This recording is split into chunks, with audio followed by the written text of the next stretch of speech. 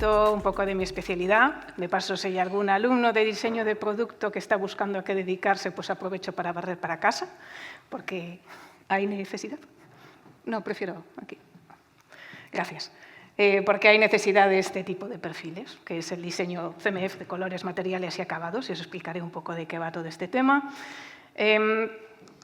Para explicar un poquito, como dijo José, yo soy ingeniera de formación, luego me especialicé en diseño, y ahí lo veréis sobre todo en una parte de la ponencia que voy a hacer, que a lo mejor va a tocar un poco el tema científico, porque me gusta todo ese tema, sobre todo desde el punto de vista del greenwashing y neolenguaje que usamos a veces algunas empresas y en marketing, por desgracia.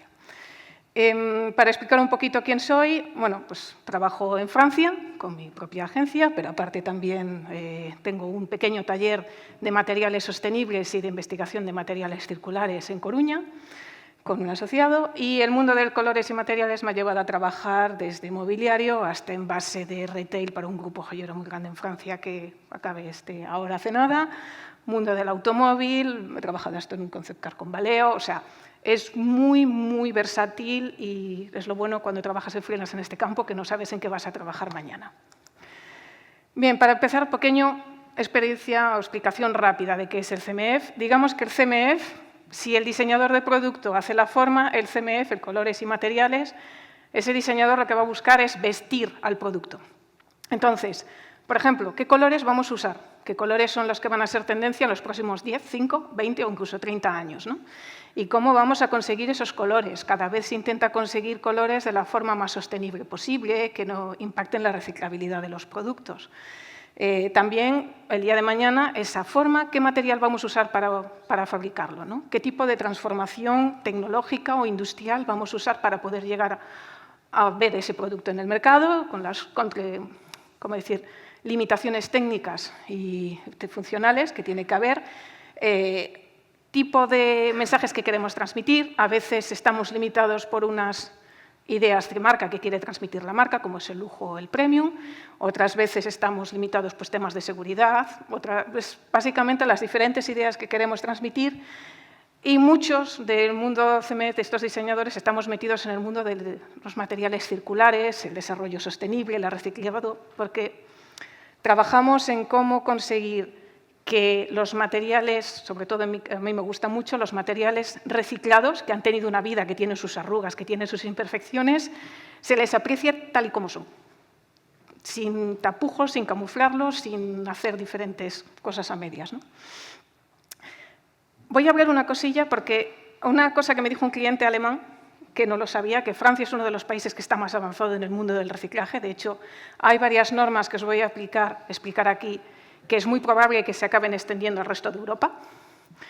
Y hay un organismo que se llama la ADEME, que lo que hace es hacer estudios y tiene una biblioteca enorme sobre desarrollo sostenible, materiales, ecodiseño, concepción, bueno, todo tipo.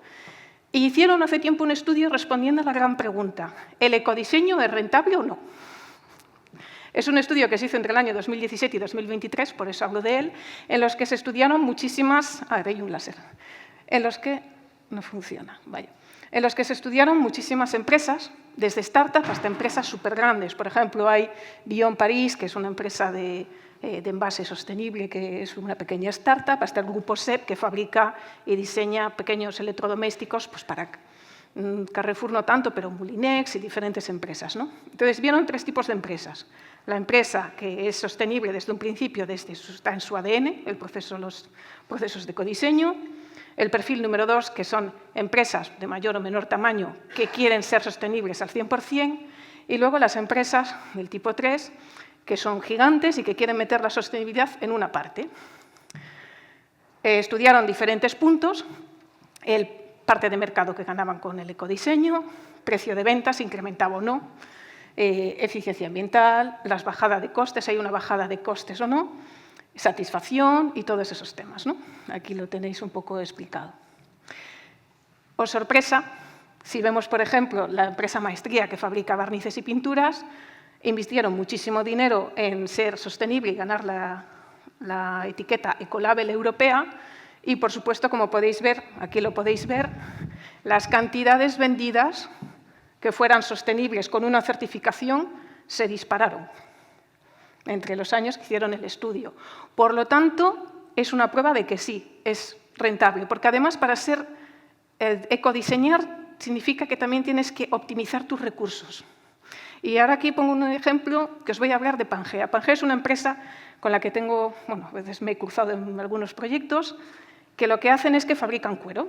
Y entonces, para su tanaje, lo que hicieron es, como bien sabéis, cuando trabajamos el cuero tenemos que afeitarlo. Bueno, pues en vez de tirar ese pelo del cuero, lo que hacían era hacer una especie de pasta para utilizar su tanaje, con lo cual dejaron de comprar el aglomerante que utilizaban para hacer el tanaje y empezaron a usar los propios pelos del afeitado que hacían del cuero, con lo cual les incrementaba costes, o sea, les disminuía costes y aparte les permitía minimizar sus desechos.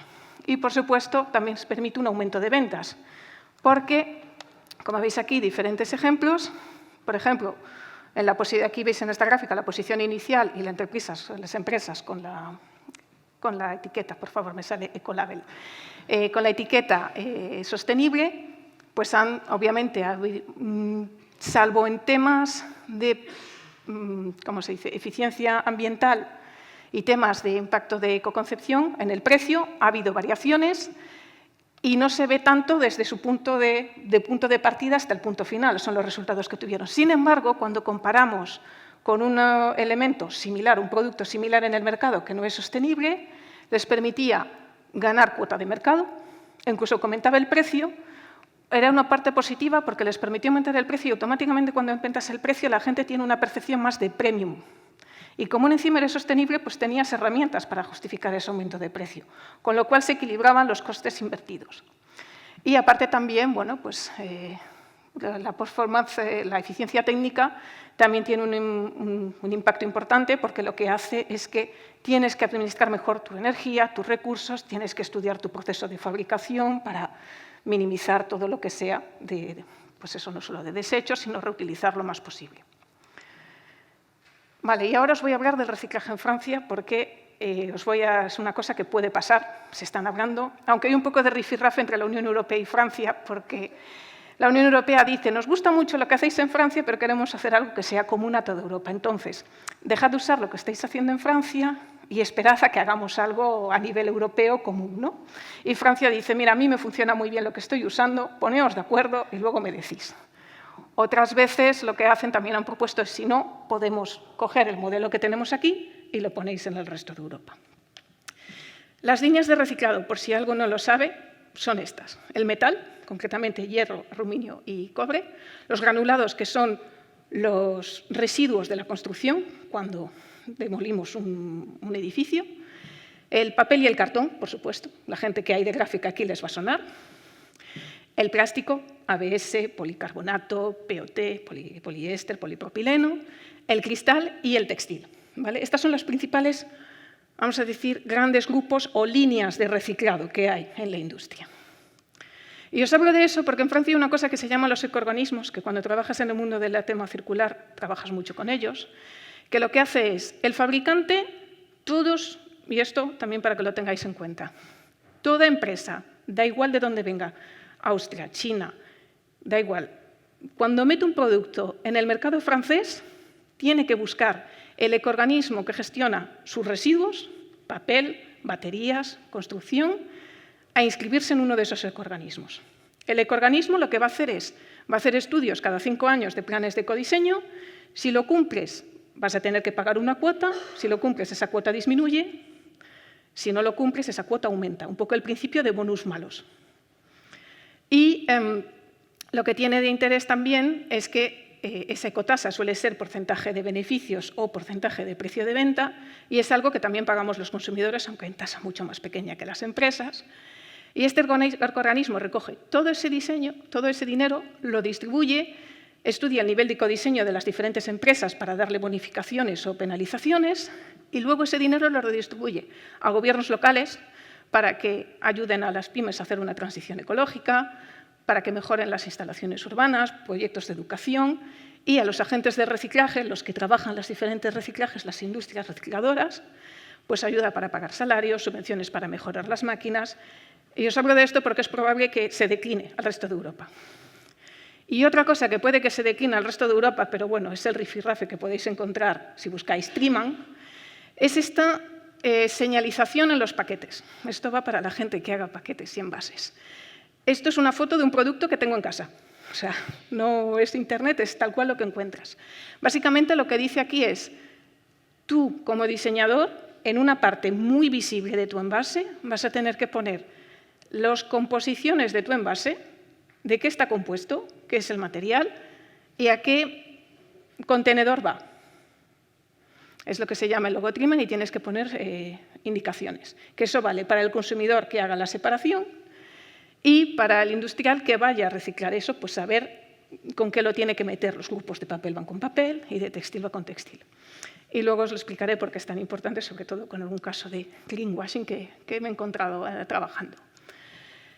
Bien, hemos hablado que el ecodiseño es muy importante, pero existen diferentes formas de ser ecodiseño. No hace falta invertir en la mejor maquinaria del mundo para poder ser sostenible.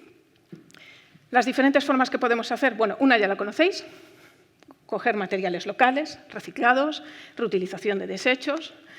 Podemos pensar el diseño en sí, la forma, por ejemplo, una forma más ligera, podemos meter que sea más fácil almacenar, más fácil transportar para meter muchos más elementos dentro. También podemos pensar en el final de vida, y es algo que digo muchas veces. Por desgracia, ahora se está empezando a cambiar, se diseña mal. No se piensa jamás en qué va a pasar con mi producto una vez que acabe su vida útil. Ni con mi producto, ni con mi mobiliario, ni con mi envase. O sea, es así, lo he visto mucho. Y prueba de ello es que, por ejemplo, del plástico generado, esto es una gráfica de la Asociación Francesa de Plásticos, solo se recicla el 9%, el resto acaba incinerado. ¿Por qué? Porque no se puede reciclar y por esa falta de separabilidad. Y os lo voy a explicar con un ejemplo que me pasó con un cliente que me muestra su envase sostenible con el papel FSC de bosques gestionados responsabilmente, pero me puso un film de plástico. Eso ya no se puede reciclar, no existe manera de reciclar eso. Vale. Cuando hablamos de diseño de materiales, para que veáis lo que es importante, un poco el diseño, el codiseño siempre es una balanza, no existe, no hay blanco ni negro, hay que siempre buscar un equilibrio. Si usamos plásticos reciclados es posible bajar la huella de carbono de un producto en envase en un 40-60%, pero hay que tener en cuenta la energía necesaria para reciclar eso. Por ejemplo, el polipropileno es mucho menos energético para reciclar que la poliamida, que requiere 4 o 5 veces más energía.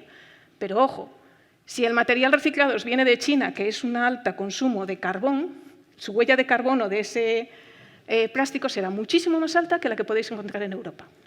Es un ejemplo para poneros un poco de balance que hay que intentar buscar con el tema reciclado. Y, por ejemplo, otra de las preguntas que a veces me hacen, ¿bioplásticos sí o no? Pues como buena gallega voy a decir que depende. Depende de varias cosas. Primero, porque los bioplásticos vienen de la naturaleza y para transformarlos requieren una gran cantidad de agua y de energía. Y aparte, que la mayor parte de esos bioplásticos vienen de cereales, con lo cual entras en competencia con la alimentación, ganado y humana. Y también hay muchos bioplásticos que tienen rellenos, lo que llaman fillers, fibras o aditivos para tener diferentes propiedades que no son compatibles con las compostadoras municipales y los sistemas de compostaje que tenemos. Y, de hecho, la manera mejor de saberla siempre se suele decir, o bien os hacéis acompañar de alguien que entienda, o pedís un ciclo de análisis de vida útil, o bien que corresponda a ciertos certificados con ciertas normas. Pero hay una parte interesante del punto que puede ser para justificar el utilizar bioplásticos, que es la biomasa. Es un concepto un poco complejo, pero voy a intentar explicarlo. Un árbol, cuando crece, absorbe CO2. Cuando tú utilizas un material de ese concepto de biomasa, vas a transformar ese CO2 que ha capturado en un elemento de diseño, por ejemplo. Y ese elemento, mientras dure su vida útil, va a tener ese carbono contenido dentro. Y lo voy a explicar con un ejemplo, 2 ejemplos, que aunque no son de biomasa y bioplásticos, son muy interesantes. Esto es algo que me salió también en un cliente buscando formas de obtener materiales sostenibles. No sé si ¿alguna vez habéis oído hablar del phytomining? Nadie. Os va a dejar locos. En Nueva Caledonia y en varios sitios donde hay minas abandonadas se descubrió que tras varios años que se plantaron árboles que crecieron, su savia tenía contenido de metal, plata, oro, níquel, y el phytomining es un concepto para tener metales para pequeña producción que lo que permitiría es, pues por ejemplo, coger la savia que veis ahí verde de ese árbol, transformarla, que es un árbol que ha consumido CO2 y ha retirado una contaminación del suelo en forma de metales, y transformarla en una joya, un anillo. El interés es que el CO2 que hay capturado para crear esa savia y ese árbol está contenido en tu anillo y seguirá contenido sin liberarse a la atmósfera durante todo el tiempo que dure. Entonces, es un poco el concepto de utilizar la biomasa, por eso es muy interesante. Aquí veis, por ejemplo, una imagen donde se ven todos los metales alrededor del tronco del árbol. Y luego otra empresa, es un poco más técnica, pero que me parece que es súper interesante, que son Carbfix, es una startup que hay en Finlandia o Islandia. Lo que hacen es, tenéis una fábrica que genera mucho CO2, cogemos el CO2, lo metemos en una especie de transformador, ese transformador va a coger parte de agua en un circuito cerrado, de tal manera que no se utilizan recursos acuíferos, es un circuito cerrado, y vamos a hacer disolver el CO2 en ese agua y lo vamos a integrar en rocas basálticas. Y esas rocas luego se pueden usar, están estudiando por usarla en construcción, en fuentes de energía, sobre todo para hornos industriales que utilizan el acero, para fabricar acero, que es muy contaminante, pues cómo poder ser más sostenible. Entonces, es otro principio de cómo podemos intentar hacer también un poco lo que llaman producciones de carbono negativo. Y también hay otras como que capturan el CO2 del aire y lo transforman en otras cosas. Y otra cosa que hay también es el urban mining, no sé si alguien de arquitectura, pero lo que se trata es que solo en Europa se han generado más de 850 millones. Cuando hice un estudio un poco de esto, descubrí un dato que me quedó impactada. No me acuerdo de la cifra exacta, pero más del 60% que hay en la Tierra de metales están fuera, sobre la superficie, y no dentro de la Tierra. ¿Cuánto? Más del 60%. O sea, es enorme.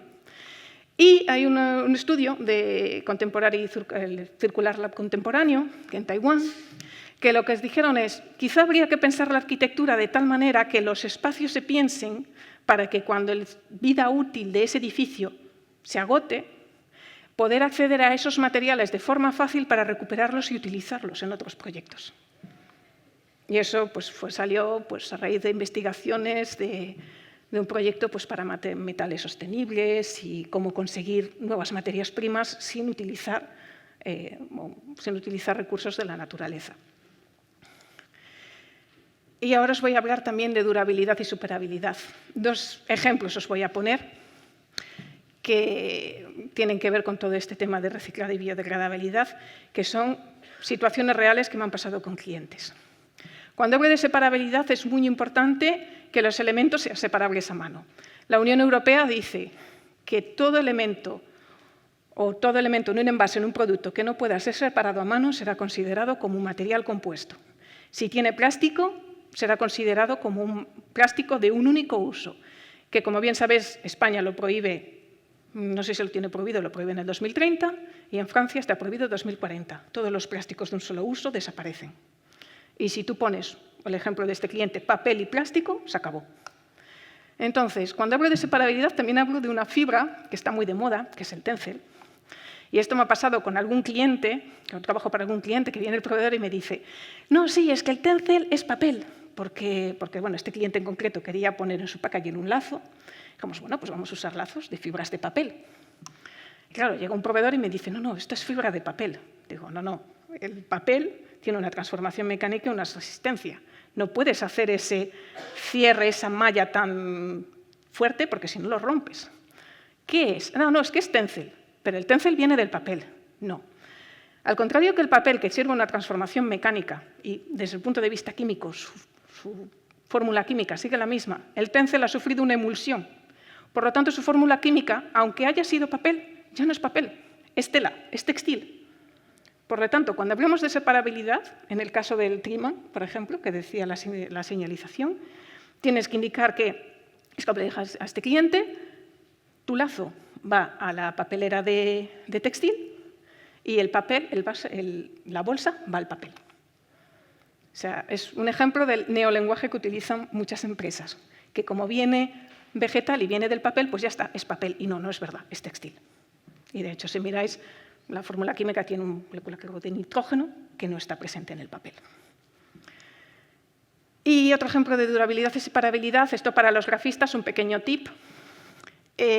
No sé si alguna vez habéis oído hablar de las ecolabels Blue Angel, el ecolabel de europeo y demás. Bueno, todos estos labels o etiquetas, para conseguirlos, son productos que tienen que seguir un estudio o un método para demostrar que sus pigmentos son compatibles con la retirar la tinta que existe en el papel.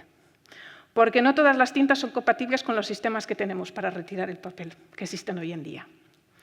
Existe un método que es el método INGEDE, concretamente el número 11, que te da un puntaje sobre la compatibilidad de las tintas con respecto a la capacidad de limpiar. Para que sepáis una idea, el papel lo que se hace es se tritura, luego se utiliza un imán que va a retirar todos los elementos ferrosos que están ahí presentes, luego esa pulpa se va a meter en una especie de cuba con una emulsión que lo que va a hacer es sacar todos los tratamientos de resinas de superficie y las tintas a la superficie y luego la gente que recicla va a venir como cuando quitamos la nata de la leche, pues igual, va a retirarlo.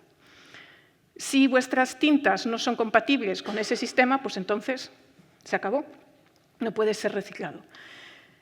Dato curioso, me ha pasado con algún proveedor, sí, ¿qué puntaje tiene de sangraje con respecto a otras tintas? El método tal. ¿Eso existe? Pues sí, existe desde 2017, si mal no recuerdo. O sea que ha pasado que van de verdes en muchos casos y ni siquiera conocen esas cosas, ¿no? Y, por ejemplo, también lo que decía, si sabéis que va a tener una separabilidad, intentar que sean componentes con alto contenido en hierro, porque así es más fácil que los imanes y los sistemas automáticos los detecten y los retiren. Y cuando hablamos de durabilidad, también pensar en el diseño. Por ejemplo, los plásticos semicristalinos son más interesantes porque son más resistentes, tienen menos riesgo de fatiga. Esto va para la gente de diseño de producto. Intentar diseñar para que las cosas duren, porque muchas veces las cosas están diseñadas para que no se duren, para que no duren, para que no se reparen, para que vayan a la basura tal cual es, y cada vez se está hablando más de la obsolescencia programada. Y por último, también os quiero hablar para el tema de ecodiseño, compostable o biodegradable. Hay mucha confusión y hay muchas empresas que juegan con eso. ¿Qué hace un elemento que sea biodegradable? Dos cosas. Que los organismos reconozcan los enlaces y puedan hacer su trabajo para descomponerlo en materiales que sean absorbidos por la tierra. O, por ejemplo, también se puede dar que un material no sea biodegradable por dos motivos. Lo primero, porque los organismos no reconocen esos enlaces, por lo tanto, pasan de largo, como la mayor parte de plásticos y bioplásticos, o que los enlaces necesiten una energía tan fuerte que los microorganismos no sean capaces de romperla. Y en este caso se suele hacer una especie de dopaje químico. Y esto viene para decir una cosa que lo veo muchas veces, y bioplásticos, y sobre todo el famoso PLA. Y lo repetiré, y no os hacéis una idea de la cantidad de marketing y de comunicación que le he visto. El PLA no es biodegradable. Nunca lo fue y nunca lo será. Están estudiando cómo hacerlo biodegradable para que se degrade. Pero hay un problema. Yo tengo mis dudas. Como buena gallega soy desconfiada. ¿Se separa en algo que es resorbible por la naturaleza o microplásticos? ¿Por qué razón el PLA no es biodegradable? Por los dos motivos que os decía. Concretamente uno. Para que comience su proceso de degradación se necesita una cosa, que es una proteína, que es la K, que en una concentración lo suficientemente grande como para que las bacterias puedan hacer su trabajo, los microorganismos, cosa que no suele pasar en la naturaleza, es muy raro que suceda. O si no, la otra opción es que hay unas condiciones que debiliten a los enlaces, como son 60 grados de temperatura, cosa que no se encuentra en la Tierra, porque tiene que haber mucha humedad. Y es por eso que es degradable, no biodegradable, es degradable en situaciones controladas, es decir, los compostajes municipales. Con lo cual, este famoso vaso que dice es 100% compostable en biodegradable, no es verdad. Y es uno de los problemas que hay también con este tipo de vasos. Un pequeño detalle porque lo veréis mucho. Y es muy fácil saber cuando hay un material sostenible que tiene una resina, porque es una superficie muy brillante y muy lisa, cosa que con un material con fibras no lo es. Y estoy un tiempo. Vale. No, porque no quería, tenía miedo de extenderme un poquito. Bueno, en fin, esto es un poco lo que tengáis. Y pasa con muchos bioplásticos. Tenéis que tener en cuenta, todos los elementos, es una regla muy básica, todos los elementos que son biodegradables son compostables, pero los compostables no son biodegradables, ¿vale? Compostable siempre se refiere a compostaje industrial. Y me ha pasado muchas veces de ver gente, tiene PLA y es biodegradable, incluso en redes sociales y tal. Y bueno, no os recomiendo que lo hagáis, sino a lo mejor tenéis un mensaje de alguien como yo diciendo, no, no es verdad, ten cuidado, porque no es así. Y es una cosa que juega mucho. Y entonces, ahora para predicar con el ejemplo, os voy a hablar de 3 proyectos que, uno de ellos de hecho está en la Design Bienal de Porto, gracias a David y a la DAG, que es un poco en ese sentido de este producto que utiliza paneles de fibra reciclada, sintética, las ropas. Es un proyecto que hice con una startup francesa y con un ecoorganismo del textil. La idea es, existe algodón, existe diferentes fibras, pero hay una parte de la fibra sintética que no tiene salida, no tiene reciclaje. Es la fibra que suele acabar en los desiertos de Patagonia, que se incinera y todas esas cosas, ¿vale? Porque también existe, que es muy común en la moda, la fast fashion.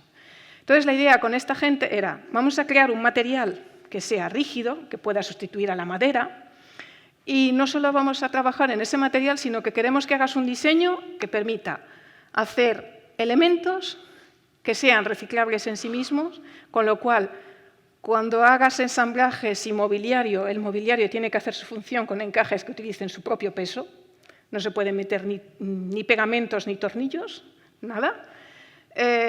Tiene también que ser reparable y fácilmente desmontable para que la gente, si una pieza que se rompa, se pueda poner. Entonces lo veis, por ejemplo, un poco, me hacían gracia de la visita que hablaban de los ensamblajes de madera, que no se ven tornillos, ni se ven pegamentos, ni demás. Es un poco ese principio, son piezas que se meten unas con otras y el propio peso hace que soportan y haga su función. Y luego, básicamente, lo puedes retirar fácilmente. Y bueno, se han hecho varias cosas. Hay un taburete, hay un perchas, hay un portadocumentos de escritorio, hay un lapicero para el móvil, y es todo con ese tipo de sistemas y todo es fibra reciclada. Bueno, aquí tenéis un poco un ejemplo de las maquetas, los diferentes montajes los estudios, pensar las uniones, cómo pensar todas las diferentes uniones del sistema para que se aguante, un poco inspirado de la ebanistería. Y luego este es otro que es para esta misma empresa, que es Vivasoft. Ellos tenían un material de fibras recicladas y que dijeron, queremos hacer colores porque nuestros clientes nos pidan que hagamos colores, ¿no? Que es un material así bruto y demás. Vale, pero no queremos que uses pigmentos, no queremos que uses tintes, ingéniatelas para conseguir colores que sean tendencia, pero sin usar ni tintes ni pigmentos. Bueno, solo las fibras de ropa. Hice diferentes mood boards que creé un poco de materiales de colores y luego, esto con el ecoorganismo del textil, se hizo un estudio de hace 2 años, que son los residuos de 2 años, son los residuos textiles que vamos a tener ahora, cuáles eran los colores más comunes y más en vogue en la fast fashion. Dijeron, bueno, pues estas son la lista de colores que hay y lo que había en la fast fashion hace 2 años y que son los colores que vamos a obtener muy probablemente cuando llegue este año. Vale, bueno, pues entonces, una vez que se hizo los mood board, pues trabajamos el cliente y el ecoorganismo para hacer guías de clasificación de colores que nos podemos encontrar para obtener los colores que veis aquí. Un poco en línea con los colores tendencia y todo mezclando las fibras de ropa. Es una manera más de decir que se puede ser sostenible, se puede hacer un diseño que sea bonito sin camuflar el material. Y tienen 4 o 5 colores diferentes, que ahí los veis, que han trabajado con diferentes marcas para hacer diferentes productos. Y ya por último, este es un material que se llama Dropcake. Este papel que veis aquí es un papel con fibra de vidrio, no tiene reciclaje. Y es un papel que se utiliza mucho en las decoraciones efímeras, de salones, de stands, y no hay manera de reciclarlo, o sea, eso se incinera. Y el cliente dijo, mira, queremos reducir nuestro impacto. Entonces, hay dos opciones, o bien lo incineramos o hacemos sacos y los metemos no sé dónde. Y la idea era conseguir un nuevo material con tecnologías de termoconformado que utilizara estos papeles, que nos llegaban papeles así y tal, de diferentes colores, y que consiguiéramos un material que nos permitiera bien hacer mobiliario, decoraciones murales, en fin, que los diseñadores pudieran utilizar para otro tema. Detalle simpático, cuando dijeron, vale, venga, pues vamos a trabajar, trabajaba con unos industriales, y cuando me enviaron un paquete, estaban acostumbrados a recibir cosas raras, ¿no?, de los diferentes materiales que trabajo.